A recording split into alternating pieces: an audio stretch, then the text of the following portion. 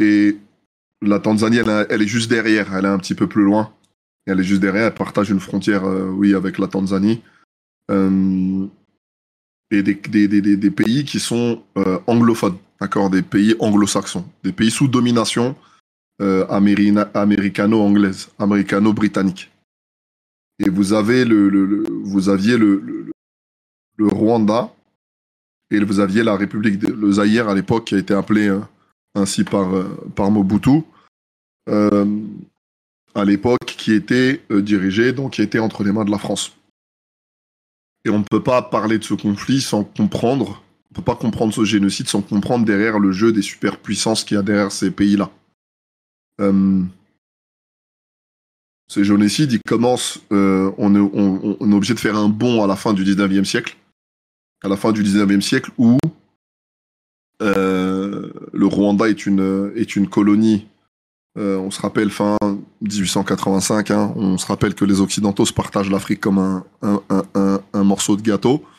Et donc, vous avez le Rwanda qui arrive entre les mains des Belges.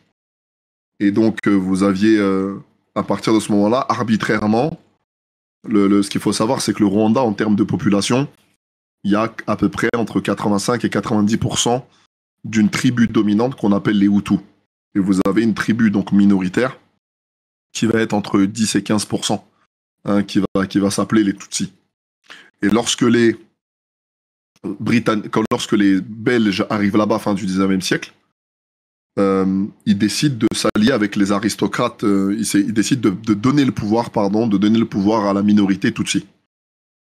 Alors ils se basent sur des critères très arbitraires, c'est juste en mesurant la taille du crâne par exemple. D'accord ? Ils mesurent la taille du crâne et ils considèrent que en moyenne, les Hutus, les Tutsis sont plus intelligents que les Hutus. Donc, partant de ce principe-là, notamment, il était évident que ce choix politique allait mener plus tard à des guerres et à des confrontations. Et c'est ce qui s'est passé. Il y a eu une guerre civile entre 56 et les années 60, où il a commencé à y avoir des conflits entre la majorité Hutu contre justement ceux qui les gouvernaient, qui étaient donc devenus des aristocrates. Et donc, première guerre civile milieu du XXe siècle. Donc, vous avez une bonne partie à partir de ce moment-là, une bonne partie des Tutsis, qui après, c'était pas un génocide, il n'y avait pas autant de morts, mais beaucoup d'entre eux partent et décident de fuir après cette guerre civile. Et donc, cette guerre civile, il part dans les pays voisins, d'accord ? Beaucoup en Ouganda, surtout, d'accord ? Au Burundi un peu, mais surtout au Ouganda. Et Ouganda, Kenya.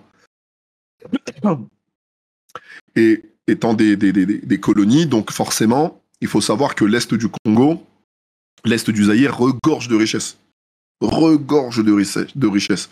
Il y a l'or, du coltan, tout plein de matières premières, de terres rares dont on convoite encore aujourd'hui. Et donc, du coup, le diamant, etc., on connaît tout ça, toutes ces richesses qu'il y a dans l'Est du Congo. Et donc, ça a attiré les convoitises. C'est un grand pays, il y a à peu près 80 millions d'habitants au Congo, hein, qui était appelé Zaïre pendant la période de Mobutu. Et donc, à l'Est, il y a énormément de richesses. Et ces richesses-là étaient entre les mains des Français, puisque le Zaïre était pro-français. Et puis, pour pouvoir rentrer dans l'Est et pour pouvoir gratter des parts de territoire et profiter des richesses de l'Est de ce pays, donc les Américo-Britanniques avaient décidé, hein, de déstabiliser le Rwanda. Et c'est pour ça que c'était impossible pour la France, notamment à l'époque de Mitterrand, c'était impossible pour eux de voir le Rwanda, évidemment, tomber. Parce que si le Rwanda tombe, eh ben, c'est directement le Zaïre qui tombe. Et c'est ce qui s'est passé. Ce qui s'est passé, c'est que cette guerre, quand il y a eu, bon, je reviens à ce que j'expliquais tantôt déjà, c'est-à-dire que vous avez donc tous ceux qui fuient lors de la guerre civile milieu du XXe siècle, qui décident de partir et fuir dans les pays alentours et qui sont formés par les Américains et les Britanniques dans le but de revenir et de récupérer le pouvoir qu'ils avaient. Donc évidemment, c'est pas difficile. Quand vous avez une population qui fuit et elle rêve toujours d'un retour, et d'un retour. Et généralement, les retours se passent jamais bien. Et donc, eux, ils ont été formés, ils ont commencé à se former des milices armées, et ils ont commencé à nommer une milice armée qu'on a appelée le FPR. De mémoire, je crois que c'est le nom. Et ils ont décidé, au début des années 90, de rentrer et de récupérer le territoire. Donc ça a mené des guerres, des conflits.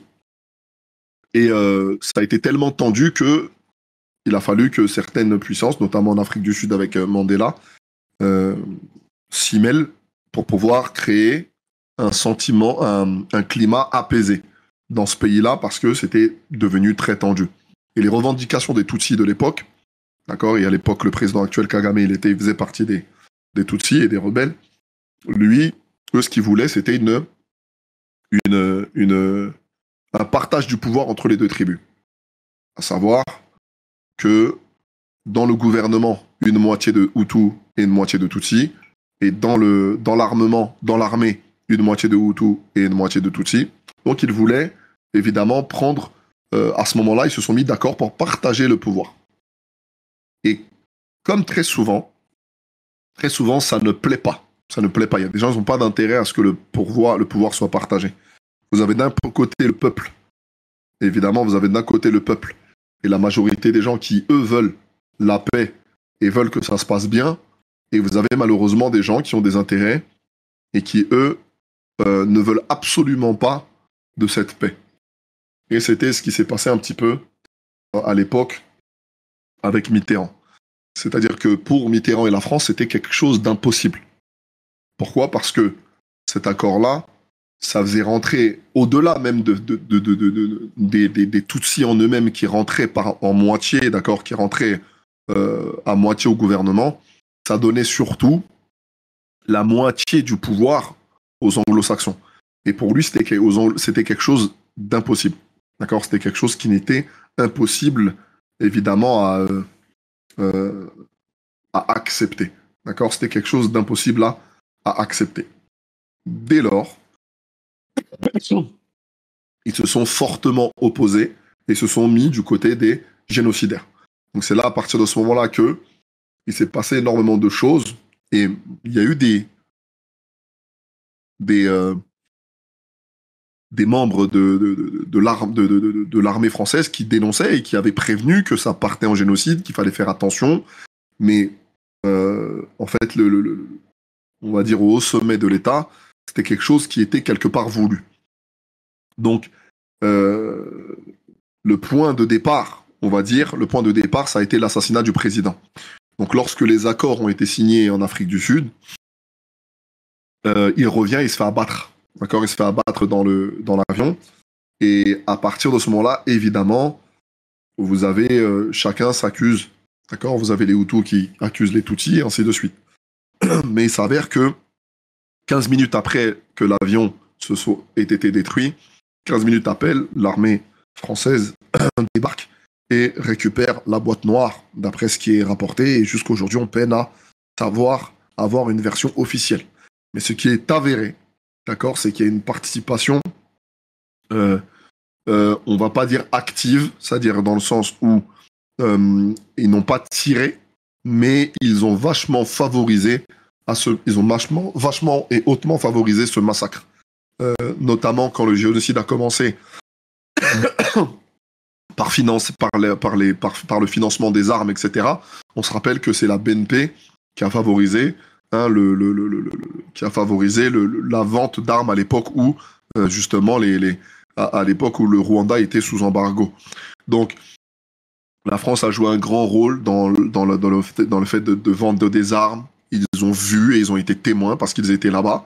Quand les génocidaires faisaient des génocides, ils avaient mis en place une opération. C'est ce qui leur avait permis de mettre le pied là-bas. L'opération qu'on appelait opération turquoise. Et ça a permis aux génocidaires, une fois d'avoir accompli leur forfait, de s'exfiltrer par le sud et par ce, on va dire, le corridor de sécurité qui avait été mis en place par la France. Et aujourd'hui, c'est dénoncé même par un ancien qui s'appelle, je crois, Guillaume Ancel, de mémoire, qui lui explique clairement que la France a joué un grand rôle dans ce qui s'est passé et que lui ne pouvait pas se taire. Il était obligé, puisqu'à cette époque-là, il a reçu des ordres et aujourd'hui, il tentait de dénoncer ce qui s'est passé. Et il a énormément de regrets sur le million de morts qu'il y a eu lors de ce génocide. Ce génocide, il a été on parlait de quasiment 10 000 morts par jour. Je ne sais pas si vous vous rendez compte. On parlait de 10 000 morts par jour. On parle d'une période où ça frappait au coupe-coupe ou à la machette. C'est-à-dire, on amenait les machettes, on avait des sortes de masses fabriquées avec des pointes et ça fracassait les crânes avec. Ça faisait des comment dirais-je, des points de barrage de fortune dans le but de prendre la carte d'identité. Dans la carte d'identité, il y avait marqué l'ethnie, si tu étais Tutsi ou Hutu, et si tu avais le malheur d'être un Hutu à ce moment-là, tu te faisais massacrer. D'être un Tutsi à cette époque, tu te faisais massacrer. Tout ça, donc ça a été un grand génocide, et finalement, il y a eu la guerre ensuite aux Zaïre. J'étais à cette époque-là, moi, mes grands-parents y étaient. Mes grands-parents étaient, parce que ma mère, elle est née là-bas, elle est née à Kinshasa. Et, ouais, vous allez me dire, oui, les Maliens, mais les trucs. Oui, je viens du Mali, mais mes parents, ma mère est née à Kinshasa. L'une des deux épouses de mon grand-père est zaïroise. Bref. Et donc, lui, il arrive et donc, ma mère, à cette époque-là, en 96, exactement, quand la guerre, après ce génocide, contamine le Zaïre et rentre au Zaïre, elle part au Zaïre pour aller chercher mes grands-parents et de les ramener justement directement au Mali. Donc, c'est un conflit qui m'a touché de plein fouet. Hein, et donc, comme beaucoup de gens, comme beaucoup de Congolais et de Zaïrois. Hein, et donc, à ce moment-là, c'était un moment particulier. D'accord, c'est un moment particulier. Mais l'intérêt prioritaire des grosses puissances, en fait, c'était les richesses qu'il y avait dans l'Est, à l'Est du Congo. Et ça a été un enjeu. D'accord, ça a été un gros enjeu pour eux. Et ça l'est jusqu'aujourd'hui. Parce que la majorité des gens ont commencé à fuir et ont fui à l'Est du Congo. Et là, à ce moment-là, c'est un territoire qui n'a jamais été réellement sous contrôle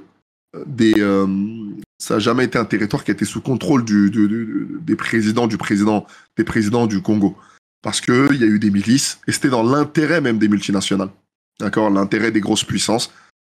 C'est pour ça que Mitterrand, à cette époque-là, que beaucoup de gens disent que c'est leur gouvernement qui ont abattu le président, même si c'est ce qui circule. Et lui dira dans ses mémoires, il dira, les gens ne le savent pas, mais nous sommes en guerre, apparemment, contre les Américains. Une guerre sans mort, apparemment, mais une guerre à mort. Il expliquait dans ses mémoires, c'est une parole très connue qu'il disait, dans le sens où, en fait, lui, il ne faisait qu'expliquer le grand conflit qu'il a eu pendant cette période-là, justement, dans sa lutte par rapport au Rwanda. Mais lui, le plus gros conflit qu'il a rencontré, c'était là-bas. Les plus grandes décisions qu'il a dû prendre, c'est par rapport à ce qui se passait là-bas. Et il dit clairement que les gens ne savent pas, mais nous sommes en guerre contre les Américains. Donc, c'est un conflit contre deux grandes puissances et qui avait un intérêt, évidemment, sur les richesses qu'il y avait dans l'est du Zaïre ou dans l'est du Congo.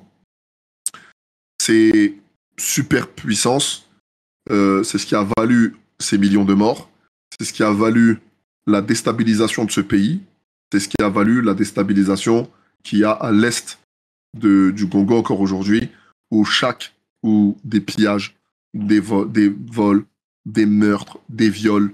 Vous savez, il y a des milices, il y a plein de milices armées qui se forment et qui prennent en otage des minerais et qui sont évidemment qui font le bonheur des multinationales ou ceux qui vendent des téléphones, des batteries. Vous savez, on est en pleine transition énergétique. Et qu'est-ce que vous croyez? Tu vois, les vendeurs de Tesla, les vendeurs de ci, les vendeurs de ça. Aujourd'hui, les premières victimes de ça, ce sont... ils viennent se servir auprès évidemment, des milices. Des milices qui ont pris en otage certaines minerais, certaines mines, et qui font travailler des jeunes, qui les exploitent, et il y a énormément de conflits entre eux. On parle de conflits où il y a entre 15 millions, en tout et pour tout, hein, si on prend le tout, hein, entre 15 et 20 millions de morts. Et on ne se rend pas compte, en fait, le nombre de morts que ça a coûté. Ce sont des gens là-bas, c'est la guerre tout le temps. C'est la guerre tout le temps. Mais c'est la guerre parce que c'est une guerre pour l'oseille, c'est une guerre mercantile, et c'est au détriment des populations, malheureusement, de l'Est, qui vivent dans des conditions pas possibles. Des enfants dans des milices, il y a des enfants de 13 ans qui tiennent des kalachnikovs. Je ne sais pas si vous imaginez des enfants de 13 ans qui tiennent des kalachnikovs pour protéger les minerais et pour pouvoir avoir leur part du gâteau. Et toute personne qui rentre et qui prend un sac de mine, je sais pas, du cobalt, peu importe, du coltan, hein, et ben derrière, il est ponctionné et ils le font pour rien. Je ne sais pas si vous imaginez à quel point c'est des conditions de travail dures. Il y a des gens qui meurent dans les mines, il y a des gens, et tout ça pour nous, pour nos téléphones, pour nos batteries, pour les ordinateurs portables, pour les Tesla, on se rend pas compte. On se rend pas compte du nombre de morts qu'il y a. En fait, c'est un coin du Congo qui n'a aucun intérêt, mais je dis bien aucun intérêt, de vivre en paix. Ils ont aucun intérêt de vivre en paix. Pourquoi ? Parce que vivre en paix, ça veut dire que ça veut dire que ce territoire fort en richesse, en or et toutes ces matières, eh ben, va forcément être entre les mains d'une superpuissance. Et ça va être soit de la France, soit de l'Angleterre, soit des Américains. Et forcément, ça va causer des morts. Donc, mieux vaut créer le bordel, de créer une forme de calme qu'il n'y ait pas, et une forme de chaos, pardon, de créer une forme de chaos dans le but de récupérer un maximum de richesses. Donc, vous avez des chefs militaires comme ça, plein de chefs militaires, plein de groupes armés qui se forment et qui, évidemment, ont un intérêt à ce que le pays reste dans un chaos le plus total et le plus morbide. Donc, ça cause énormément de morts. Et c'est un coin où il y a, encore une fois, je répète, à l'est du Congo, c'est l'endroit où il y a des musulmans. D'accord, c'est l'endroit où il y a des musulmans.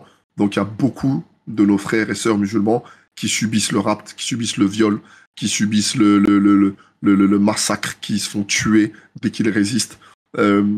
Parce que là-bas, ils sont sans foi ni loi. La seule chose qui compte pour eux, c'est l'argent. La seule chose qui compte pour eux, c'est de récupérer un maximum de minerais pour les multinationales. D'accord ? C'est la seule chose qui compte pour eux.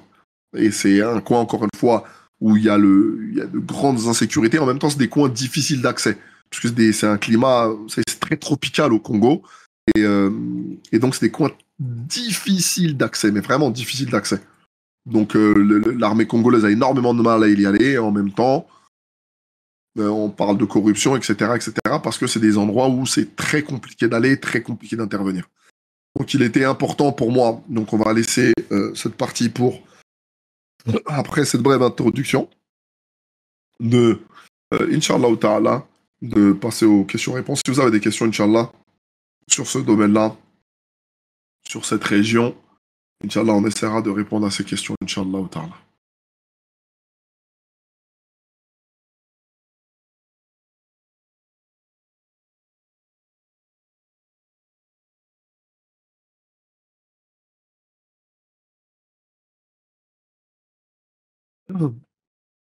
Au final, ils sont pas si différents des peuples pays en général qu'ils aiment tant critiquer. Bien sûr. En fait, il faut comprendre que à chaque fois qu'il y a des morts, d'accord ? À chaque fois qu'il y a des morts quelque part, à chaque fois qu'il y a du terrorisme quelque part, à chaque fois qu'il y a quelque chose, il y a un acte de terrorisme, à chaque fois, c'est parce que pas très loin, il y a des ressources. Et vous le remarquerez, c'est pas normal que ce phénomène-là se répète et qu'à chaque fois, nous, le bas peuple, on regarde ça et on est comme ça et on n'analyse pas. À chaque fois, faites l'analyse. Partout où vous avez un groupe terroriste ou un groupe qui terrorise des gens, à chaque fois, c'est parce que pas loin, il y a de l'oseille à se faire. C'est très particulier et forcément, vous connaissez l'adage du diviser pour mieux régner, d'accord ? Donc c'est pour ça il faut jamais oublier que ailleurs dans le monde aussi, il y a des grands massacres. Il y a des grands massacres qui se passent et sous nos yeux. Et c'est des guerres silencieuses. C'est un génocide silencieux. On n'en parle pas et pourtant ça fait depuis. On parle de 94, en début des années 90. Hein, ce problème-là, hein. C'est un an après la victoire de l'OM en Ligue des Champions. Mais voilà, donc c'est vieux. C'est vieux. Et depuis ce jour-là, il y a énormément de morts, énormément de massacres, énormément d'enfants, de femmes. Et on se rend pas compte comment ça a été violent et comment c'est violent là-bas.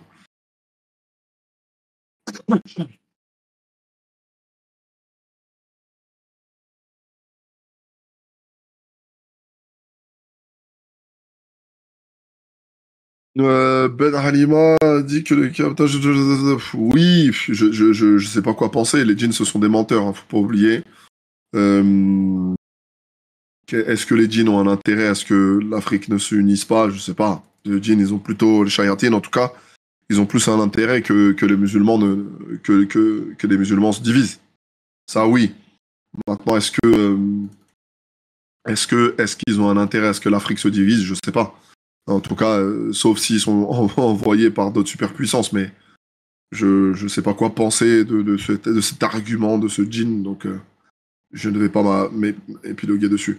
Mais c'est pas si on peut bien. Oui, à qui profite le crime, en fait, c'est ça, l'hôtel Razouani. C'est toujours ça qu'il faut regarder. À qui profite le crime. Ils vont regarder que c'est pas en Afrique que profite le coltan, c'est pas en Afrique que profite l'or, c'est pas en Afrique, c'est pas au Congo, hein, que profite tout ça. D'accord. Il y a c'est pas en Afrique que ça se passe. Est-ce que ça avance pas? Hein, parce que certains on n'a pas de mesure. Oui, bien sûr, Bachirou. Ça avance pas parce que c'est pas médiatisé, parce que, évidemment, silence, on tue, en fait. Tu vois, silence, on tue. Et voilà, finalement, ça, si vous voulez, ça voilà, ils s'entretuent entre eux. Nous, parallèlement à ça, on se fait de l'oseille et ça suffit. Le conflit est toujours d'actualité ou bien ça s'est calmé? Non, non, non, Titinho, il est toujours d'actualité ce conflit au Congo. Toujours à l'est du Congo, c'est toujours d'actualité. Il y a pas très longtemps encore, il y a eu un grand conflit entre un groupe armé qui s'appelle le M23 contre le gouvernement congolais. C'était très, très, très, très chaud. Très, très, très chaud.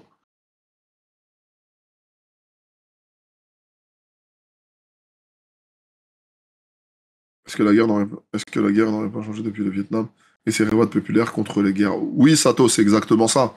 C'est-à-dire que, en fait, maintenant, les grandes puissances, ils utilisent les guerres par intermédiaire. On appelle ça une guerre par proxy. C'est-à-dire que maintenant, ils y vont plus eux directement. Ils soulèvent les peuples les uns contre les hommes. Ça commence les uns contre les autres. Ça a commencé avec la guerre en Afghanistan. Ça a commencé avec le conflit en Afghanistan. Et donc, du coup, ça a marché.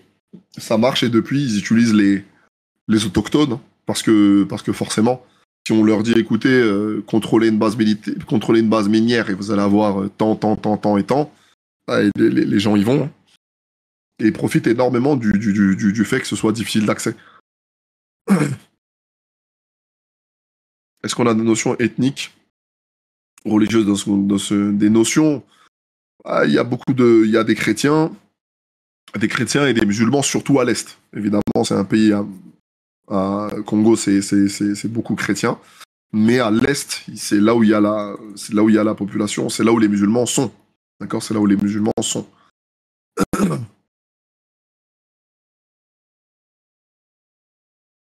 Et puis, euh, on va dire, c'est un mélange. Hein. Vous avez des Tutsis, des Hutus, vous avez de tout. Même au Congo, à l'Est du Congo, bien sûr. Il y a beaucoup de Tutsis et de Hutus encore là-bas.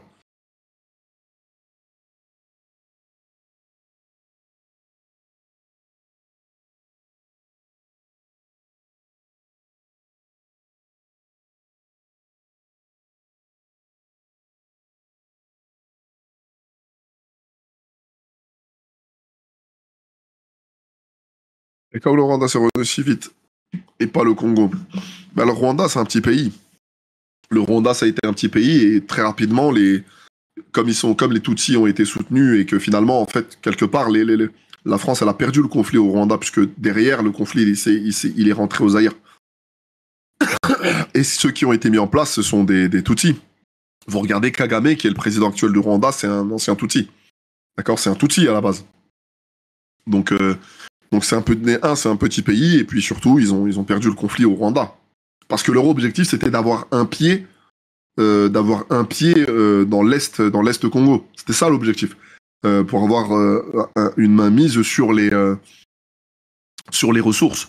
C'est pour ça que certains même pensent que, par exemple, que le M23 est soutenu même par le Rwanda. Est soutenu par le Rwanda, beaucoup de gens le pensent.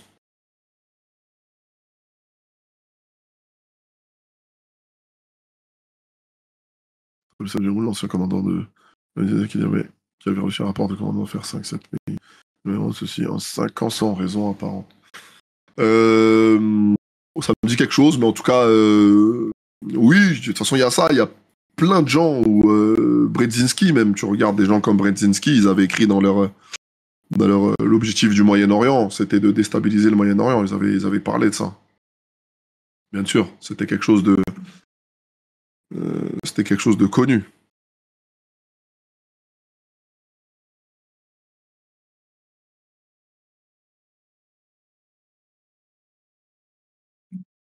Wa alaykoum salam wa rahmatullah.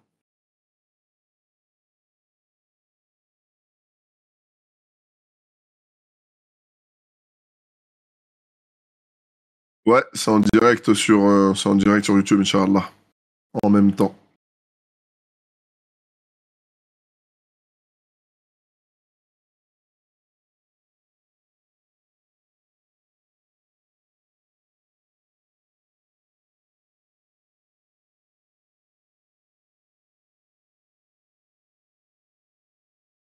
Est-ce que vous avez d'autres questions?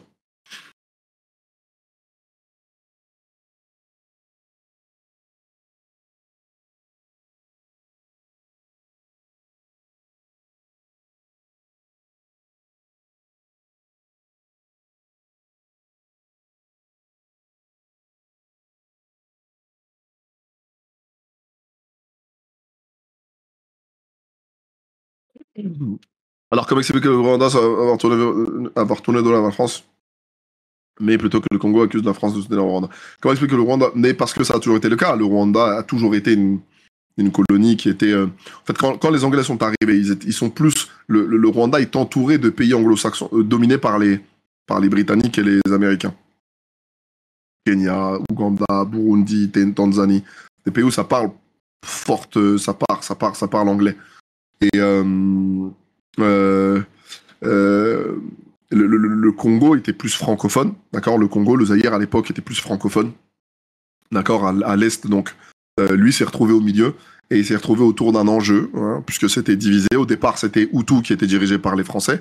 C'était belge, donc ça parlait français. Et puis, quand il y a eu ce changement de pouvoir, c'était impossible comme j'expliquais, que pour les Français, que ça se passe comme ça.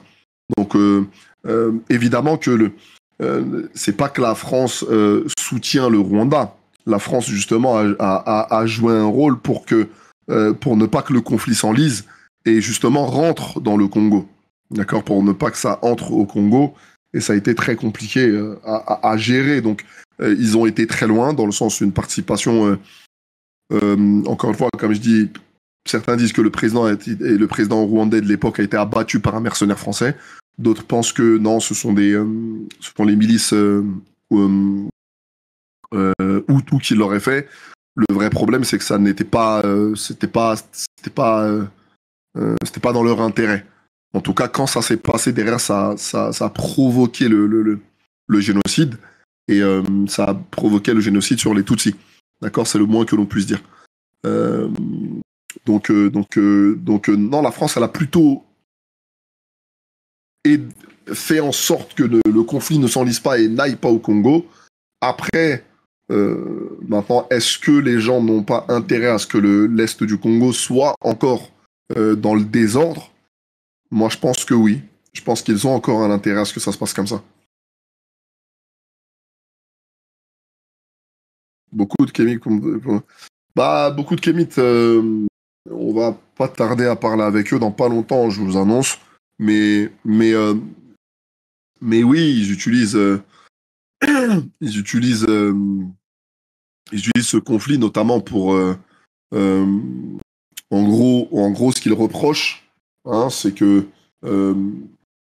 qu'il y aurait une indignation sélective, notamment de la part des musulmans, hein, qui s'indignent pour la Palestine notamment, mais qui ne s'indignent pas pour les conflits qui se passent ailleurs, notamment en Afrique. Euh, Ils ont pas forcément tort sur toute la ligne, mais en même temps, faut pas exagérer non plus. D'accord? Faut pas exagérer non plus. Donc après, leur division, est-ce que tu as une division, Bachirou, en tête sur lequel ils essaient d'appuyer? Comment unir les musulmans? Bah, c'est Allah et son messager. Hein. Faut revenir à Allah et son messager, Sultan. Faut revenir à Allah et son messager. Celui qui revient à Allah et son messager, il n'a aucun problème. Celui qui revient à Allah et son messager, il n'aura aucun problème. C'est comme ça qu'on va être unis, loin de tout tribalisme, loin de tout nationalisme, loin de tout... En fait, en vrai, le musulman, comment il doit parler, c'est que, en fait, notre vrai pays à nous, en fait, c'est où? C'est pas le Mali, Sénégal, Algérie, Maroc, Tunisie, Congo, Tanzanie, France. C'est pas ça notre pays. Notre pays, c'est l'au-delà. On vient de l'au-delà. C'est là notre origine. D'accord? Quand Allah Azzawajal, il a réuni nos âmes, il les a tous réunis, d'accord, dans l'au-delà. Et il nous a dit, est-ce que suis-je bien votre Seigneur? D'accord, comme le verset le dit. Et on a tous dit, bah là, bien sûr. Tu es notre Seigneur. Ça, c'est notre pays d'origine. Notre pays d'origine, c'est l'akhira, c'est l'au-delà. On n'a pas de... Ça, ce sont que des frontières qui sont créées par les Occidentaux. Et derrière, nous, on a emboîté de pas, ça a monté du nationalisme, ça a monté des conflits, ça a monté des trucs, ça a monté des tensions, ça a monté des trucs. On va regarder. Et partout dans le monde, hein, vous voyez aujourd'hui le Maroc, l'Algérie, comment ça se passe mal. Vous avez vu dans l'Ouest Afrique, comment ça se passe mal entre les pays qui veulent récupérer leur destin entre leurs mains et des pays comme la Côte d'Ivoire, le Sénégal, etc. En tout cas, avec leur population, on voit ce qui se passe à l'est du Congo, on voit ce qui se passe au Nigeria, où on a essayé de monter les... On se rappelle que le Nigeria, c'est le 3e exportateur de pétrole en Afrique, hein, d'accord? Et l'un des plus gros au monde. Donc ça veut dire, il est pareil, il y a du diamant, etc. Il y a plein de richesses là-bas. Donc ça veut dire que... Et là-bas, on a essayé de mettre les musulmans et les chrétiens, on sait qu'il y a une grande communauté musulmane là-bas, et on a voulu foutre les musulmans et les chrétiens, faire comme s'il y avait un conflit entre eux. Hein. Partout, il y a des problèmes. Vous verrez, regardez ce qui se passe en Palestine, regardez ce qui s'est passé au Yémen, regardez ce qui se passe... Partout. C'est parce qu'il y a des intérêts quelque part. Partout. C'est parce qu'il y a des intérêts quelque part.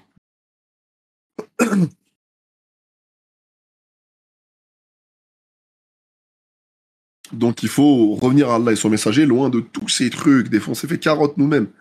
Ouais, des fois, moi, ça me fait rire. Tu sais, des fois, il y a des conflits entre Maliens, Sénégalais, Mauritaniens. Mais poto, on faisait tous partie du même empire, en fait. Tout ça, c'était l'empire du Mali à l'époque. C'est le même peuple. Ouais, il y a des gens qui se prennent la tête au Maghreb. Mais pourquoi on se prend la tête, en fait, en vrai? Hein? Le Nord Mali, le Nord Mauritanie, le Nord Niger. Mais tout ça, c'est en connexion directe avec le désert du Sahara, le Sahara occidental, le Maroc, la Libye. Mais on est ensemble en vrai. On est ensemble en vrai. Et puis finalement, on s'est enlisé derrière toutes ces questions de nationalisme, tous ces trucs-là. Et puis ça a créé des tensions, ça a créé des problèmes, ça a créé des trucs. Donc évidemment, si on veut s'unir, il faut revenir à Allah et son messager.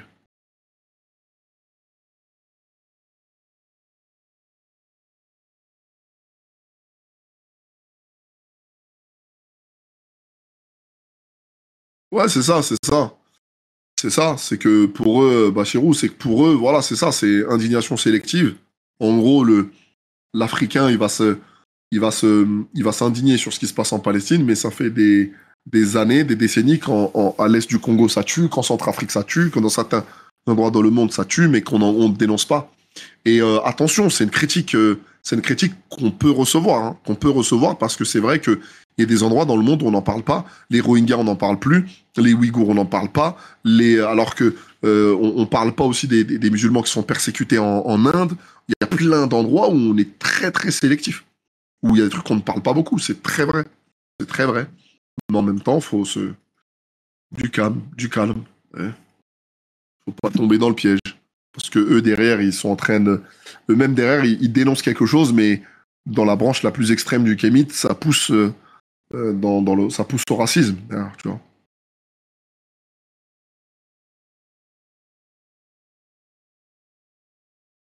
Quel est le rôle des Français dans le génocide rwandais? L'intérêt, il était géopolitique, géostratégique. Ils voulaient pas que ça rentre au Congo à cause des richesses qu'il y a dans l'Est. Donc, ils ne voulaient pas que le pouvoir change de main.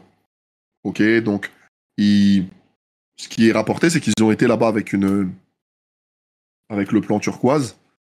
C'est documenté, vous pouvez vérifier, il n'y a aucun problème. Et puis, il y a des soldats qui maintenant dénoncent qu'il y a des choses qui se passaient. On leur vendait des armes, on vendait des armes aux génocidaires. La France vendait des armes aux génocidaires, que la France a, la banque française, pendant que le Rwanda, alors qu'ils étaient sous embargo par l'ONU, la France a favorisé les transactions pour pouvoir acheter des armes, qu'elle a protégé les génocidaires, qu'elle les a vus faire et qu'elle a laissé faire, hein, le gouvernement au plus haut sommet de l'État. Donc on dit que 15 minutes après que l'avion du président a été abattu en 94, et ben on dit que 15 minutes après l'armée française était déjà sur place et on dit que on n'a jamais retrouvé la boîte noire de l'avion. Euh, et le président, comme par hasard, il revenait d'un accord où effectivement dans le gouvernement il y allait avoir une moitié de Tutsi et une moitié de Hutu. D'accord. Donc ça c'était l'objectif et c'était pour ça. Donc eux ils voulaient arrêter ça. D'accord. Donc eux ils se sont mis du côté des Tutsis, des Hutus.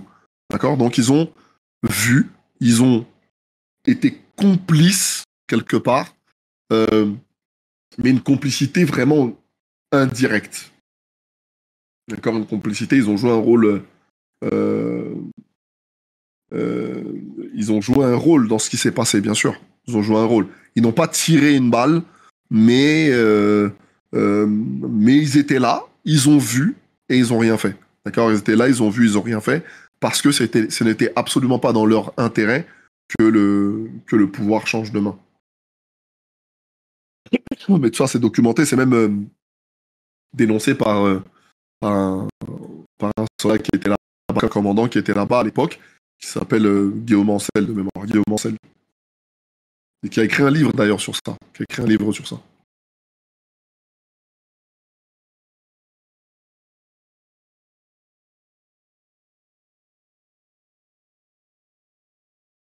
Et vous verrez, à chaque fois, hein, c'est parce qu'il y a des intérêts. Et c'est malheureusement le bas peuple qui trinque. Hein. C'est le petit peuple qui trinque. Euh, Dès qu'il y a de l'argent quelque part, dès qu'il y a des intérêts quelque part, nous, nous, le petit peuple, on est en train de se manger les uns sur les autres en disant, euh, on est en train de se manger les uns les autres en pensant que c'est simplement une guerre entre peuples, c'est une guerre de religion, c'est une guerre de ci, c'est une guerre de ça, mais rien du tout. Hein. Ne vous, En fait, il faut surtout pas se faire avoir.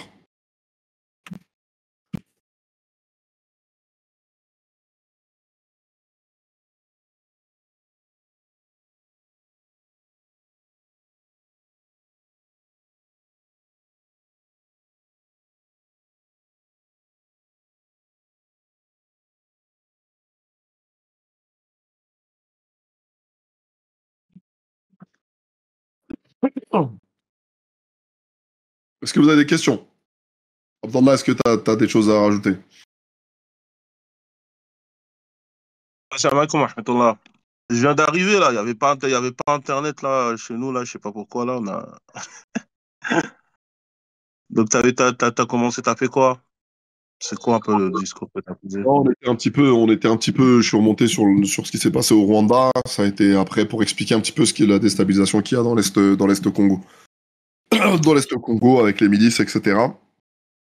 Tu peux insister si tu veux sur la partie, la région là où il y a les musulmans à Goma, etc., etc. Toi, tu y as été d'ailleurs. Tu y as été d'ailleurs à Goma. Donc tu peux apporter un petit témoignage dessus. Inch'Allah. Ouais, bismillah ar-Rahman ar-Rahim, salatu wa salam ala rasulillah. Bah, au fait, le sujet, surtout, le sujet du problème, ce qui se passe au Congo, c'est très, très compliqué, dans le sens qu'il y a beaucoup il y a beaucoup, comme tu as pu le dire, là, je viens de l'entendre. En fait, il y a beaucoup l'enjeu, il est politique, économique, il y a beaucoup d'enjeux dedans.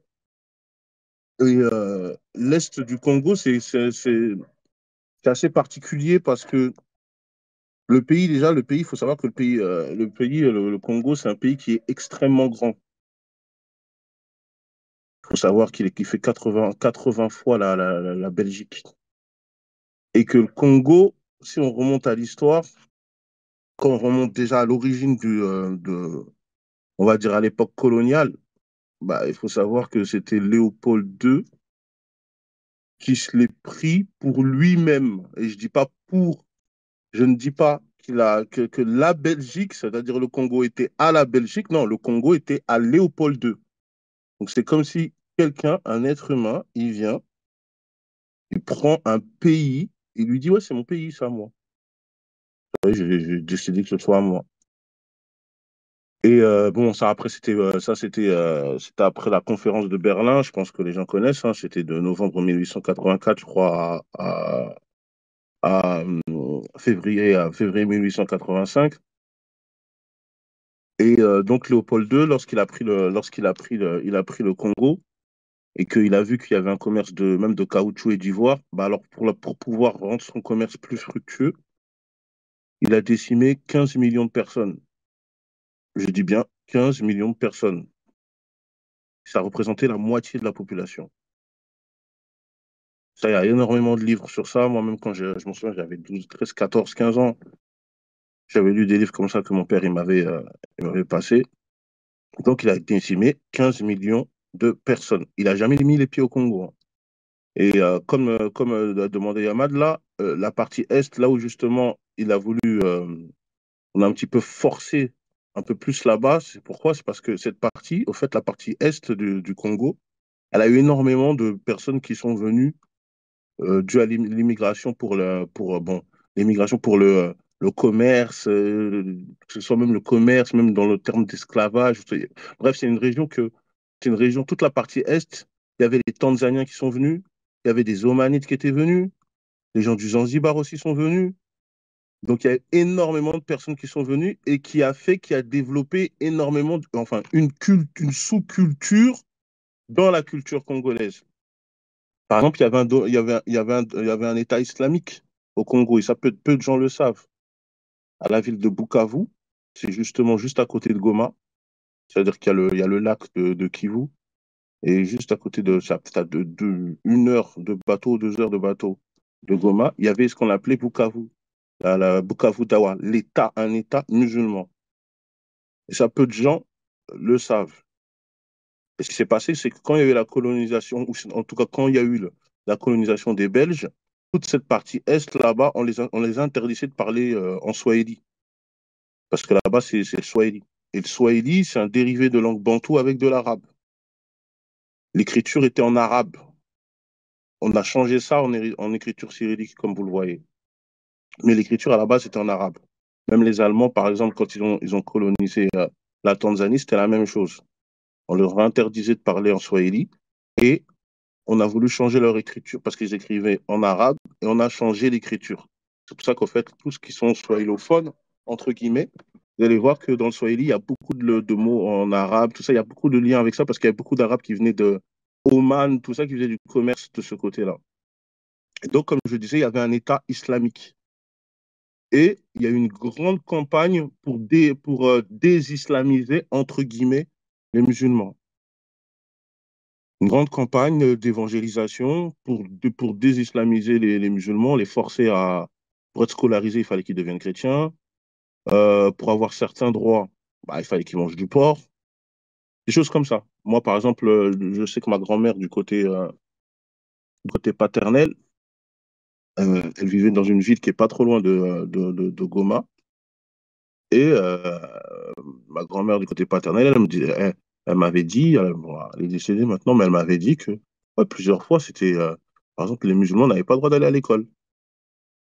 Et que pour aller à l'école, il fallait qu'ils sortent de l'islam.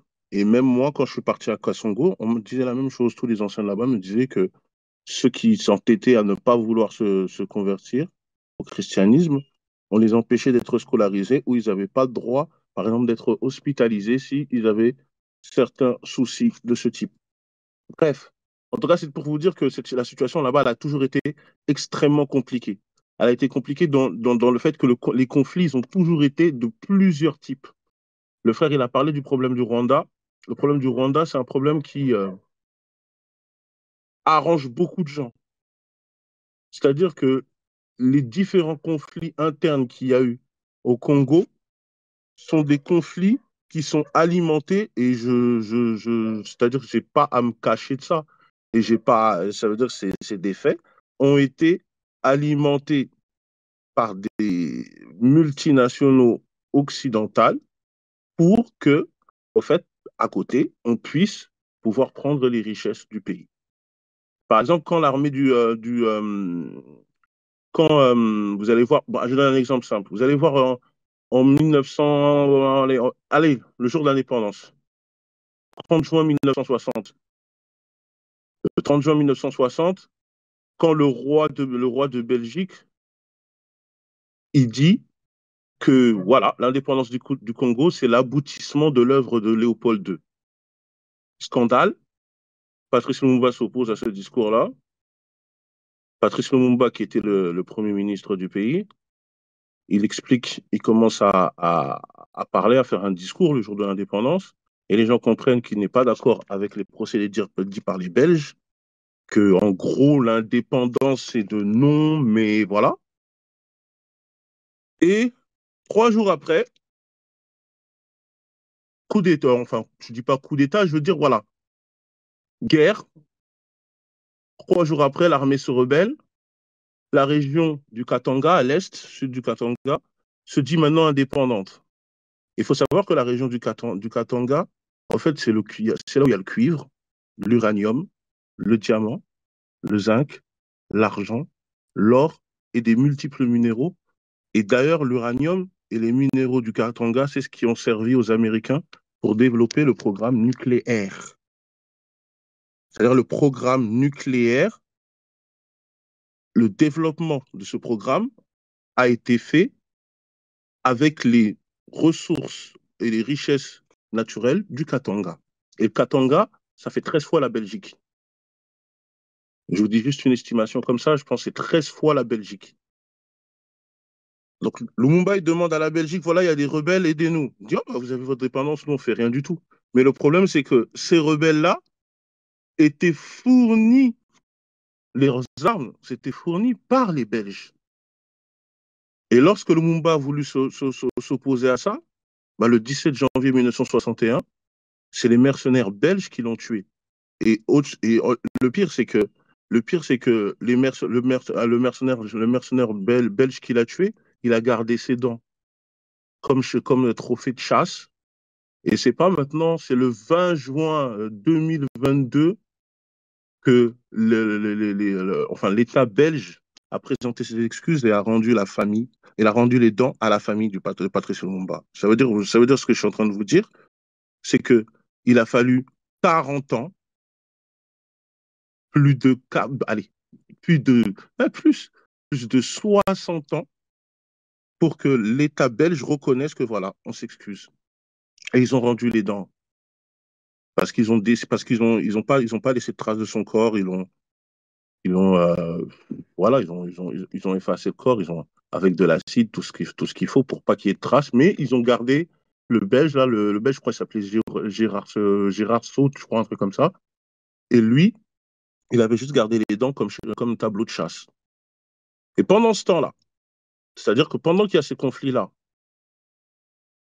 c'est-à-dire que, je répète, hein, l'État belge donne des armes à des rebelles de pays voisins pour pouvoir mettre le trouble dans la région du Katanga. Lorsque c'était à l'époque de Mobutu, c'est la même chose. Le pouvoir, il a été renversé après Mobutu pendant 32 ans de pouvoir. Le pouvoir, il a été renversé par Kabila le père, là, pas le Kabila avant Kabila le père, financé par qui? Je cite le nom, parce que moi-même, je m'en souviens ça m'a fait rigoler un petit peu, financé par American Mineral Field, financé par une multinationale qui s'appelle American Mineral Field. C'est une multinationale qui s'occupe des minéraux. Ils ont été financés, enfin, ils ont financé Kabila le Père pour qu'il reprenne le pouvoir, avec l'appui du Rwanda, des militaires du Rwanda, de l'Ouganda, du Zimbabwe et de l'Angola. En échange de quoi? En échange qu'on leur donne des richesses provenant du Congo. Sachant que, comme a dit, je ne sais pas si le frère l'a dit, parce que je viens d'arriver, le conflit du Rwanda entre Hutu et Tutsi en 1994, alors ça a ramené énormément de déportés rwandais qui sont venus à l'est du Congo et notamment à Goma. Parce que Goma, l'endroit où se trouve Goma, Goma, en fait, c'est la capitale de l'Est. On peut dire comme ça, c'est une case. Goma est situé à 10 minutes à pied, on va au Rwanda.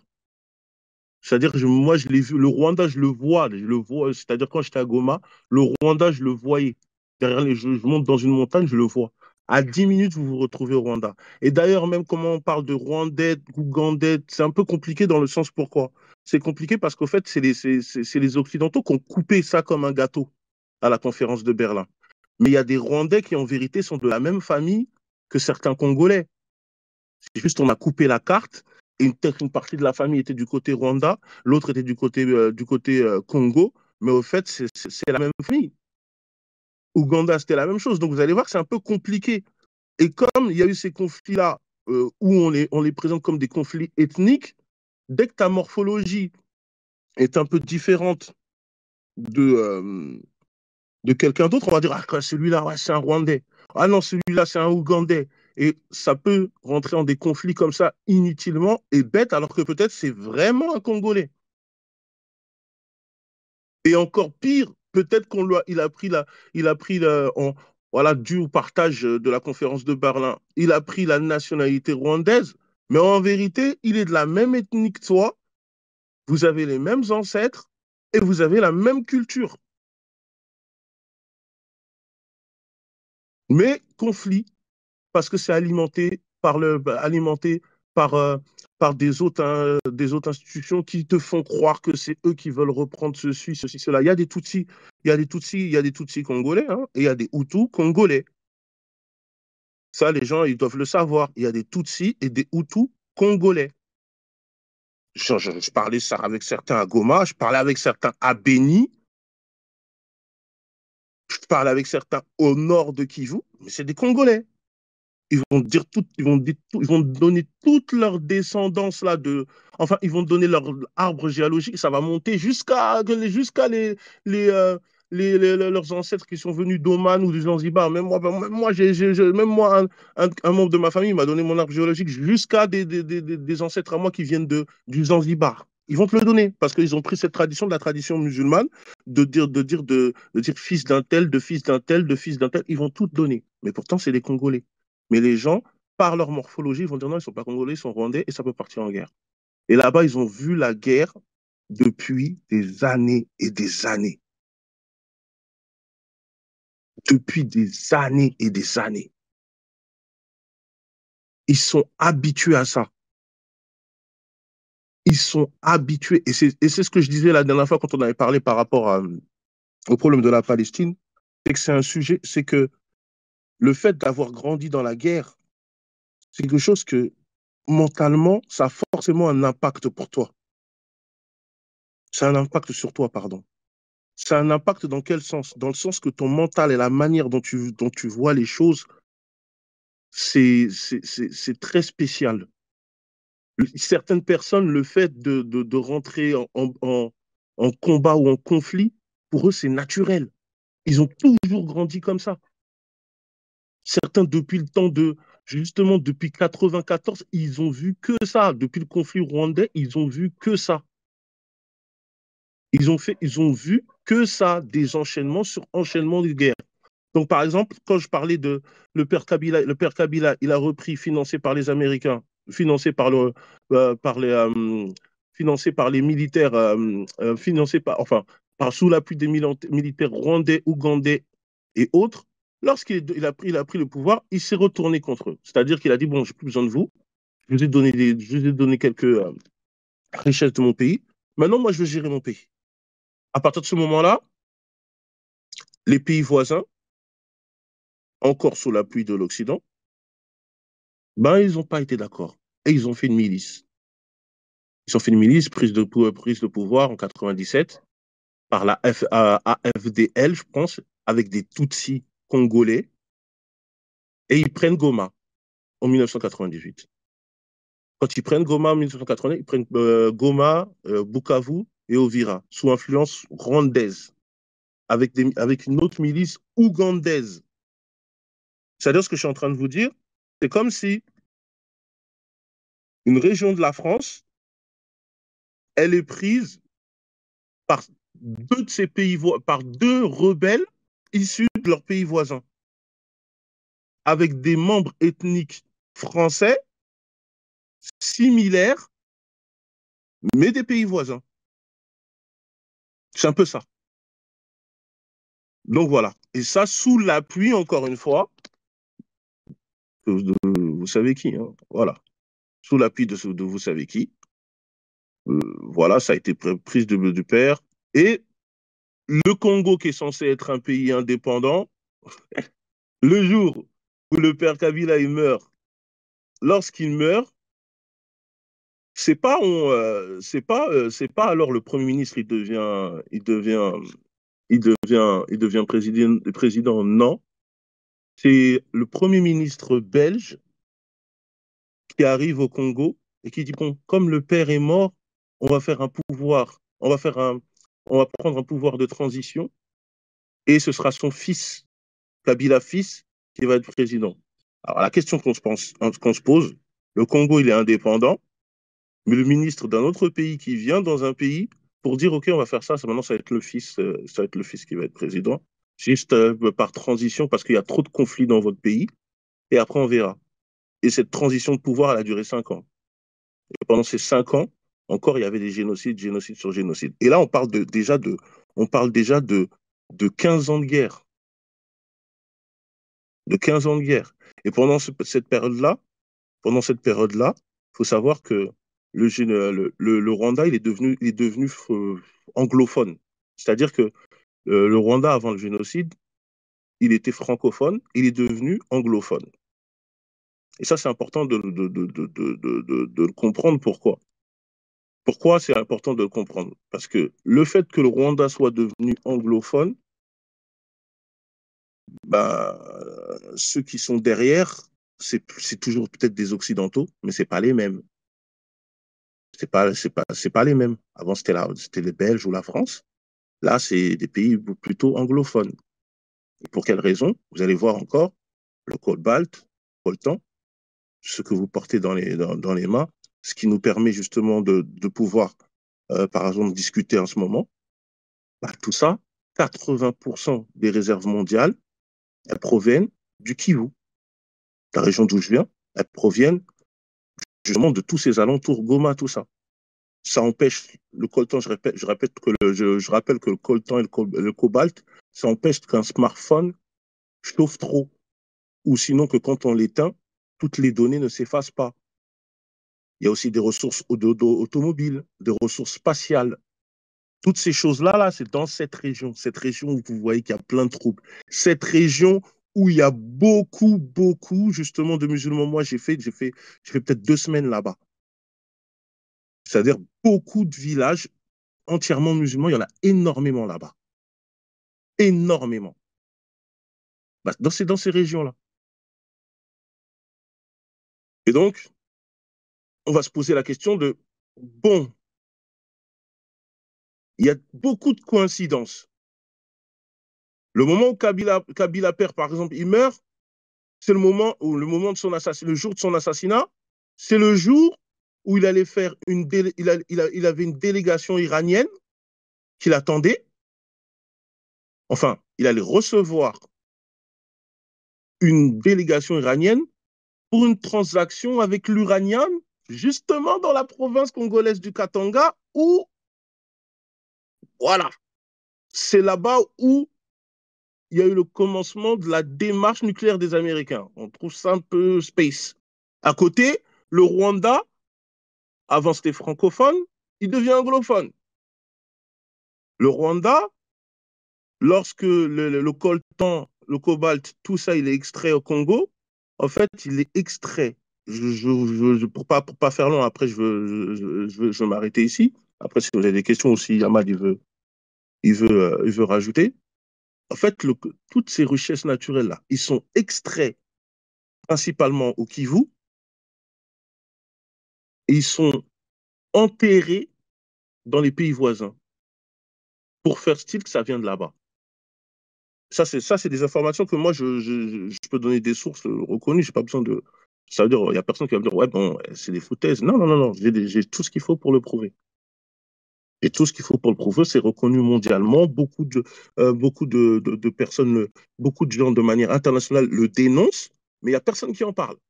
C'est-à-dire qu'on extrait ces richesses naturelles, on les ramène au Rwanda ou en Ouganda, on les enterre là-bas, et après on les ressort pour faire style que ça vient de là-bas. Alors que principalement, ça vient du Kivu. 60 à 80% des réserves mondiales viennent du Kivu. Pendant qu'on met des troubles ethniques, on fait ça. Et donc, ces sources, comment c'est extrait? C'est extrait par les enfants. Parce que quand on parle de 10 millions de morts, par exemple, actuellement, il faut savoir que la moitié, c'est des enfants. C'est des mineurs. Pour 10 heures de travail par jour, dans des conditions, laisse tomber. J'ai vu de mes yeux. Ça, je l'ai vu de mes yeux. J'ai vu leurs conditions, comment ils le faisaient de mes yeux. 10 millions de morts, la moitié, c'est des enfants. La moitié, c'est des mineurs. Il y a des femmes enceintes qui travaillent il y a des trucs pour pouvoir avoir 2 dollars la journée, 10 heures de travail par jour. Et les compagnies qui, qui tiennent profit de cette chose-là, on les connaît tous. Hein. Microsoft, Apple, Samsung, et j'en passe. Donc, pour récapituler, parce que je ne sais pas si j'étais concis, mais c'est extrêmement compliqué, c'est dans le sens que énormément de combats et de conflits ethniques sont là pour masquer le fait de pouvoir tirer les ressources naturelles du pays, de les mettre dans les pays voisins et d'en tirer profit. Voilà. Est-ce que tu as quelque chose à rajouter, Yamad?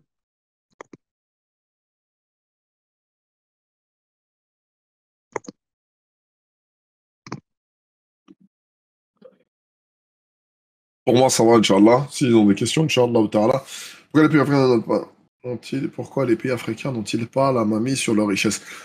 Bah, parce que c'est impossible. Parce que c'est impossible. Parce qu'elle est sous la Titignon, la convoitise, sous la convoitise des pays occidentaux. Jamais ils laisseront ça se faire. Et les grandes puissances mettront toujours en place des dictateurs. Après, on a beaucoup critiqué les dictateurs, mais il faut faire attention. Parce que, par exemple, moi, je suis pas très sûr que si demain, exemple, si on s'assoit sur une table, quelqu'un vous asseyait sur une table et qui vous disait, écoute, si tu nous mets bien, on met toi et ta famille à l'abri du besoin pendant des générations. Je suis pas certain parce que là, on fait les malins, parce qu'on est posé derrière, un écran juste après un match de Ligue des Champions. Mais en vérité, on sait pas. En vérité, on sait pas si on. Encore une fois, comme je le dis, des fois, tu fais des choix. Des fois, c'est des choix qui sont purement intéressés. Ouais, c'est vrai que le reste du peuple va crever la dalle, mais en vrai de vrai, t'as vu le nerf de la guerre, c'est sauver toi et ta famille. Donc c'est une vérité qui est même vraie islamiquement. Hein. Allah il dit c'est-à-dire que sauvez-vous et votre famille d'un feu. Donc ça veut dire qu'en vrai, c'est une logique qu'on peut comprendre. Et si lui il est face à quelqu'un et lui dit écoute, je te mets toi et ta famille à l'abri du besoin, par contre laisse-moi extraire pour telle et telle multinationale ce que tu as dans ton sol, et ben forcément, bah tu sais pas, tu vas peut-être dire oui. Faut arrêter de croire que parce qu'on est posé tranquillement, c'est très facile de juger quand on est assis sur une chaise, mais en vrai, on sait absolument pas comment on aurait réagi nous-mêmes si on avait été confronté à de telles offres. Tu t'imagines, ce sont des gens, ils ont des milliards en banque. Ils ont des biens que peut-être que toi, qui vis en France, t'auras peut-être jamais. Tu vis en France ou ailleurs, hein, en Angleterre ou au truc, t'auras peut-être jamais. T'auras peut-être jamais autant de biens en vivant ce que tu vis. Eux, ils sont en Afrique, et parce qu'ils ferment l'œil, ils ferment les yeux, bah, ils ont des biens ici, des biens ici, des biens ici, des biens ici, ils achètent des maisons, ils envoient leurs enfants dans les meilleures écoles, ils... C'est une vie, tu deviens fou. Donc, tu sais pas, être chef d'État, déjà, il y a ça, est-ce qu'on refuserait vraiment, est-ce que nous-mêmes, on refuserait vraiment ce truc-là? Est-ce que il y a aussi le cas des assassins financiers, ce sont des gens qui viennent et qui surendettent les pays et et leur objectif du surendettement n'est qu'en réalité, c'est-à-dire on va dans ton pays, on te dit, écoute, t'as besoin d'infrastructures, toi t'as pas les moyens techniques et financiers. Enfin, tu les as, mais tu es trop, tu manques de moyens techniques et de pour pouvoir extraire la richesse que tu as. Donc forcément, tu vas faire appel à... Donc finalement, tu te retrouves dans une impasse. Parce que tu dis, bon, vas-y, attends, lui, il est le seul à pouvoir extraire. Il va me donner un peu d'oseille, mais finalement, toi, tu dis, ouais, mais j'ai pas d'argent. Il te dit, écoute, je te mets à des taux d'intérêt, mais mon seul intérêt à moi, c'est que tu ne me rembourses pas. Mon intérêt à moi, c'est que je lui dis, t'inquiète, tu me rembourseras plus tard. Tu sais, le t'inquiète, on verra plus tard. Et finalement, le mec, tous les jours, il t'appelle. Et quand toi, tu peux pas, parce qu'évidemment, il te met à des taux d'intérêt, c'est ce que le Fonds monétaire international n'a fait que de faire avec les pays du tiers-monde, c'est-à-dire d'évaluer la monnaie des pays pour pouvoir payer plus, pour pouvoir avoir plus de marchandises en payant moins. Donc ça veut dire que demain, l'assassin financier, il dit, ah, tu peux pas payer, mais par contre, regarde, t'as des ressources, laisse-moi les payer. Laisse-moi me les prendre, je les prends, comme ça remboursera ce qu'il y a chez toi, ce que t'as pas pu me donner. Et si tu refuses, bah, il te dit, bon, écoute, soit t'acceptes, soit t'acceptes. Si t'acceptes pas, bah, ton pays, tu vas partir. Donc, ils vont toujours faire en sorte qu'il y ait quelqu'un qui va mener une politique qui est dans leur intérêt. Donc, quand tu mets tout ça bout à bout, c'est très compliqué en vrai. La politique africaine ou des pays du tiers-monde, parce que ça a été la même chose dans les pays sud-américains. Vous regardez avec Evo Morales en Bolivie, ou Hugo Chavez, avec Cuba, tous les pays qui ont résisté à la grande puissance qui est pas très loin de chez eux, eh ben, ils ont fini sous embargo, ils ont eu des tentatives d'assassinat, des tentatives de coup d'État. Hugo Chavez, combien de tentatives de coup d'État il a esquivé, on s'en rend même pas compte. La famille Castro à Cuba, on s'en rend même pas compte combien de tentatives d'assassinat, combien de tentatives de destitution. Il y en a trop. Parce que ce sont des gens qui ne fonctionnent que comme ça. C'est-à-dire que soit tu nous écoutes, soit tu vas partir. De toute façon, voilà, on a des intérêts dans ton pays, on veut certaines choses, on te demande à la limite, en gros, c'est voilà, écoute, t'as vu, on vient te voir, on te dit bonjour, comment tu vas, how are you, etc. Mais en vrai de vrai, t'as vu, on peut se passer de ça, en fait. T'as vu, on n'est pas amis, en fait, tu vois. Tu vois, c'est un peu ce qu'on te dit, tu vois. Et les grandes puissances ont toujours fonctionné comme ça. C'est-à-dire que t'as pas trop le choix, en fait. C'est soit, donc finalement, tu te retrouves bloqué. Il y a des décisions des pays, même du tiers-monde. La dernière fois, je discutais avec quelqu'un d'origine du Maroc, et qui m'expliquait, ouais, tu me parlait d'un phénomène, je sais pas, après, certains me confirmeront, mais il me disait, par exemple, au Maroc, il y a un problème, c'est que il y a un problème entre les Dakhili, ceux qui vivent dans les terres, dans le sud, bien sud, là, et les gens des villes, etc. Et on se rend compte que pour un même métier, les gens des terres sont mieux payés que ceux qui sont dans les villes plus développées. Et donc, cette personne-là, justement, elle comprenait pas. Elle me dit, je comprends pas pourquoi ils font ça, etc., etc. Je lui dis, et je lui pose une question. Je lui dis, mais est-ce que dans ce coin-là, il y a des ressources? Elle me dit, oui, il y a des ressources. Je lui dis, tu vois, ça, là, c'est la raison pour laquelle ces gens-là sont bien payés. Pourquoi? Parce qu'en faisant ça, le gouvernement, il achète la tranquillité du pays. Je dis, parce que quand on n'a pas vécu dans un pays en guerre, on ne sait pas c'est quoi la tranquillité. Demandez aux gens, aux Irakiens qui se plaignaient de Saddam Hussein, il y en a peu de temps après sa mort, il y a déjà des gens qui étaient en train de dire on s'excuse. Vous regardez ce qui se passe en Libye. Demandez aux Libyens. Jusqu'à présent, le chaos qui règne en Libye, demandez-leur si Kadhafi, finalement, si finalement, on n'était pas bien avant. Ça veut dire qu'en vrai, il y a des... Parfois, on se plaint, mais on ne sait pas ce qui va se passer derrière. On ne sait pas ce qui va se passer derrière. Et parce qu'il y a des décisions qui sont prises, mais on pense qu'ils sont prises pour rien. Non, parfois, tu achètes ta tranquillité. Des fois, la tranquillité, ça se paye. Quand un gouverneur, il décide, il décide oui, il ferme les yeux. Oui, d'accord, c'est contre le peuple, c'est vrai. Mais il achète la tranquillité du peuple. Et est-ce que, finalement, compte tenu des éléments, des menaces qui planent sur le pays, des menaces qui planent sur lui et sur le pays, est-ce que vous pensez que, finalement, parfois, compte tenu des fois, ok, je comprends, et pour que toi, tu puisses vivre bien, pas sous les bombes, pas sous les milices, parce que derrière, qu'est-ce qui se passe? Dans un pays qui est, où il n'y a pas de loi, de droit, etc., mais c'est un pays où il y a du brigandage, où il y a du viol, il y a du pillage. Mais on l'a vu pendant les émeutes. Comment l'être humain il est en France. On l'a vu pendant les émeutes. Vous vous imaginez, au départ, on s'est battu Zahama pour Naël, mais finalement, on voyait on voyait, il y en a, ils vont chercher des sacs de riz, ils courent, ils ramènent à la maison. Vous voyez, il y en a, ils prennent de l'électroménager, ils rentrent à la maison. Il y en a, ils ramènent du truc, ça remplit une machine à laver dans le coffre. Mais en vrai, on est. Mais en vrai, il était où, Naël, là? On était des sauvages. On cassait des boutiques, on rentrait. Mais en fait, l'être humain, vous vous imaginez, dans un pays où il n'y a pas d'ordre, il y a plus d'État, plus de gouvernement. Mais un pays où il y a. Eh ben, imaginez-vous un pays en guerre, comment ça se passe? C'est Walking Dead, c'est pire que ça. On Surtout se rend que, pas. surtout que Yamad, le viol, tout ça, c'est un moyen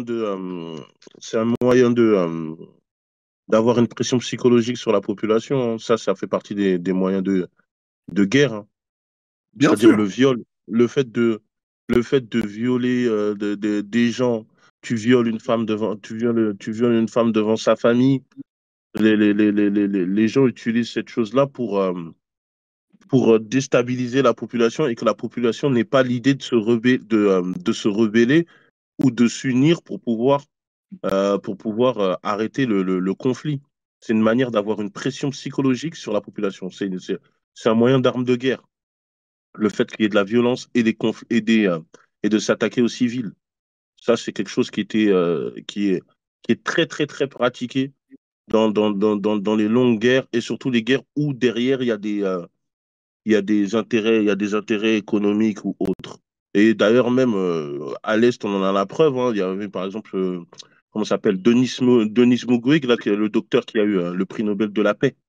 Il a eu le prix Nobel de la paix parce que avec des moyens vraiment très, très, très, très faibles, bah, on l'appelait le réparateur des femmes, dans le sens que toutes les victimes violées, lui, avec des très peu de moyens, il arrivait à faire des soins pour que ces femmes-là puissent se rétablir. Et donc, comme a dit le frère Yamad, c'est vraiment, c'est complexe, hein. Déjà, le fait que ce soit un génocide qui a duré 30 années, c'est le comité international qui te parle de le plus grand dégât catastrophique depuis la Seconde Guerre mondiale, bah, et que jusqu'à maintenant, ce soit pas vraiment connu et que les gens disent encore, ah, mais qu'est-ce qui se passe là-bas? Ah, si c'est pas connu, c'est que c'est un peu voulu. C'est que c'est un peu voulu. Parce que le fait que ce soit trop connu, bah, les gens vont se poser la question. Pourquoi? Qu'est-ce qui se passe là-bas? Et après, il y a beaucoup d'archives qui vont sortir. Parce que c'est des archives qui... Au fait, de temps en temps, il y a des choses qui sont dites dans ce conflit à l'Est que c'est tellement gros que tu te dis, mais non, quand même, ils ont même pas un peu caché. C'est tellement gros et c'est-à-dire c'est tellement dit dans le plus grand des calmes, ça a été tellement fait dans le plus grand des calmes que même toi, tu vas te dire, mais quand même, ils auraient pu un peu cacher quand même. Ils auraient pu être un petit peu plus discrets. Non, Donc, je pense qu'il y a beaucoup de choses aussi qui font que ce conflit il est méconnu parce qu'on a envie qu'il reste méconnu et aussi qu'il y a il y a beaucoup trop d'intérêt là-bas. Moi, comme j'aime le dire, moi, j'aime le dire que l'amour du colon pour le Congo, c'est comme l'amour du braconnier pour l'éléphant. Je pense qu'on s'est compris. Exactement. Donc vraiment, c'est très compliqué. En fait, le monde, c'est compliqué. Le monde, c'est compliqué. Il faut pas croire. Maintenant, nous, notre job, c'est de parler. On a nos médias, on a nos réseaux, on a la possibilité de parler, de mettre en lumière tous les massacres qu'il y a dans le monde. C'est-à-dire, on n'a pas d'intérêt économique, on n'a pas d'intérêt géopolitique, on n'a pas d'intérêt. Mais par contre, on est des êtres humains. Et puis, forcément, surtout quand nos frères souffrent, et ben forcément, il faut qu'on en parle. Et on a la possibilité de le faire, d'où pourquoi pour nous ça a été important aujourd'hui d'avoir une tribune pour nos frères et sœurs de l'Est Congo qui souffrent. Mais ne pas oublier que de toute façon, voilà, derrière tout ça, il y a des gros intérêts. Il y a des gros intérêts et que malheureusement, trop souvent, la population tombe dans le piège. Trop souvent, un peu trop souvent. Est-ce que vous avez d'autres questions, Inch'Allah, sinon on atterrit, Inch'Allah, ta'ala.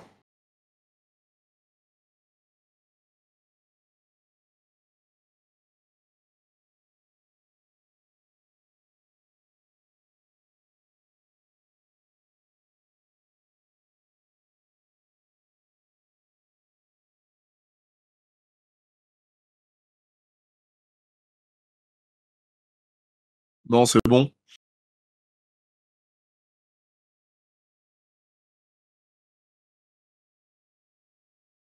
Alors, on atterrit. Autre chose à dire? Abdallah, t'as rien d'autre à dire? Non, non, après, maintenant, comme tu as dit, je pense que les solutions déjà par rapport au problème là-bas, selon nos capacités, c'est déjà comme l'information, comme tu as dit, il y a les médias et les moyens de faire connaître ce conflit. Après, il y a des moyens ponctuels. Moi, en général, deux fois dans l'année, je suis là-bas pour les deux fêtes de l'Aïd. Donc, soit, par exemple, quand c'est pour le Ramadan, pour les zakat el-fitr, tout ça, je m'occupe de ça pour pouvoir les distribuer là-bas. Et pour l'Aïd, après la grande fête, moi, je m'arrange aussi pour que certains sacrifices se fassent là-bas, de telle sorte que les déportés, tout ça, ils puissent avoir une fête convenable. Donc, en fait, comme tu as dit, la solution pour moi, d'abord, c'est l'information, que ce soit connu. Et ça, je pense que c'est à la portée de tout le monde, d'informer ce qui se passe réellement là-bas, actuellement, que c'est un génocide c'est le génocide le plus grand après celui de à partir de la Seconde Guerre mondiale. Il n'y a pas un génocide plus grand que celui-ci. Donc, il doit être connu de telle sorte que après, le fait que ce soit connu, le fait que les gens sachent ce qui se passe, bah, déjà, ça pousse déjà à ce que les gens essayent de trouver une solution à ce problème, donc l'information, et les moyens ponctuels. Les moyens ponctuels, le fait d'aider les déportés, parce qu'on parle de millions de déportés. On parle de millions de déportés. Par exemple, à Goma, on parle de 750 000 déportés. À Beni, 750 000 également. Euh, Bukavu, 200 000, si je me trompe pas. Euh, voilà. Il y a trois, quatre grands coins là-bas où vraiment c'est chaud niveau conflit. Et là-bas, on parle de 750 000, toujours des 750 000, 800 000 déportés, 900 000 déportés. Voilà, c'est fou. Et moi, je suis parti dans ces camps-là. C'est-à-dire, je suis parti dans un endroit où j'ai vu des camps, c'est des camps, mais laisse tomber. Tu vois les enfants, tu vois les enfants là-bas, ils sont nés avec la guerre. Partis là-bas avec un ballon, ça veut dire, tu vois, même pour parler avec eux, tu vois qu'ils sont agressifs. Ils sont très, très agressifs. Moi, j'ai dû parler un peu avec eux, de les détendre pour les rappeler qu'ils sont des enfants, pour après jouer un petit peu au foot avec eux. Mais sinon, au début, c'était extrêmement agressif, hein. Ils étaient prêts à, tu veux quoi? Vous voulez quoi? Vous voulez nous prendre en photo comme des animaux? Vous voulez, voilà. Ils étaient prêts déjà, si vous voulez qu'on se frappe, on se frappe. Maintenant, c'est des enfants. C'est des enfants, ils ont pas, ils ont moins de 10 ans. Ils ont moins de 10 ans. Et donc, c'est un sujet vraiment qui est très, très complexe et on se doit d'informer de la chose. Voilà. C'est comme ça que je veux conclure.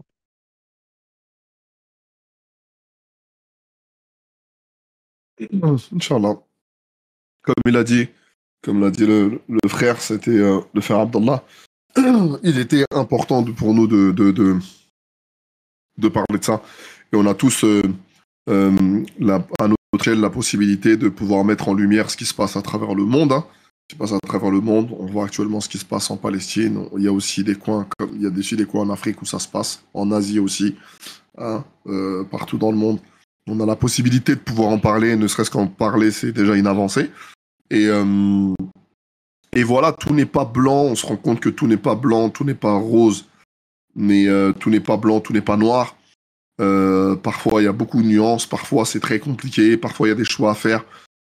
Et tant qu'on n'a pas tous les éléments, c'est très compliqué. Mais ouais, généralement, on nous cachera toujours les intérêts, les vrais intérêts sous-jacents. Euh, voilà, on a l'impression que ce qui se passe là-bas, c'est juste une milice, des milices armées pour des buts purement mercantiles. Mais oui, c'est pour des questions d'argent, mais c'est pas pour eux. D'accord, on se rappelle que tout ce qui est téléphone portable, ordinateur, toutes les multinationales qui sont dans la tech là, tous les trucs de tech là, c'est pas c'est pas en Afrique que c'est fabriqué, et on le sait, hein, tout le monde le sait. C'est pas fabriqué en Afrique. Donc ça profite forcément aux grandes puissances et malheureusement, voilà, la stratégie du chaos, elle permet de pouvoir se partager un petit peu de part du gâteau au détriment des populations autochtones. Et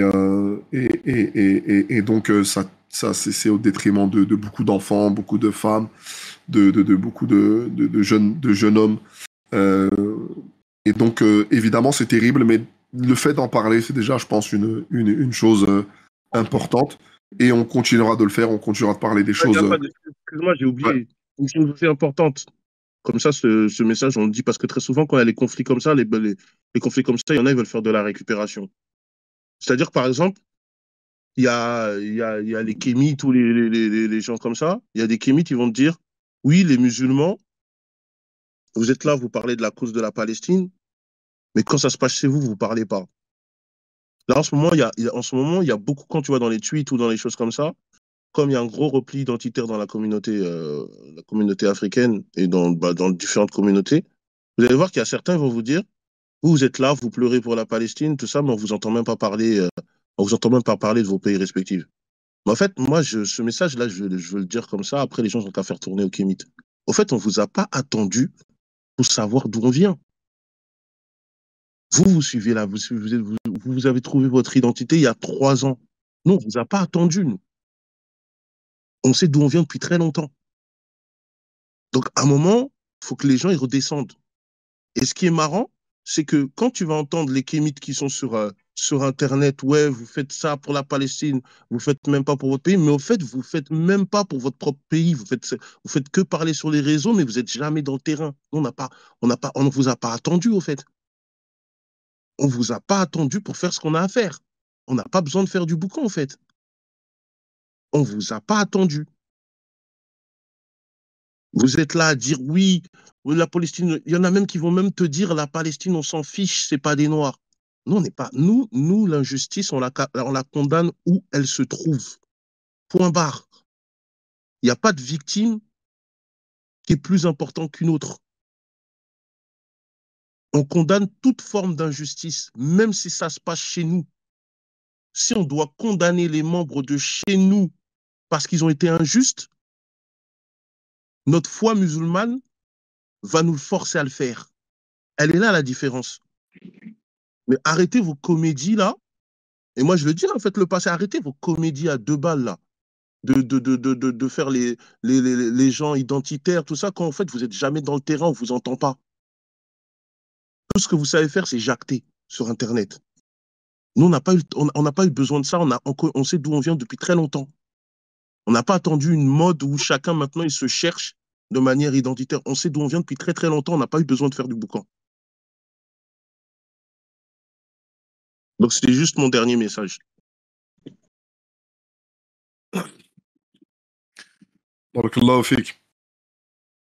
En tout cas, merci d'avoir assisté à cette assise et il n'a pas tort. Et on ne cessera de le dire, le musulman est contre toute forme d'injustice qui vient de l'intérieur ou de l'extérieur, donc on n'a aucun problème là-dessus. Et on dénoncera, on continuera à dénoncer, à faire notre travail qu'on a toujours fait.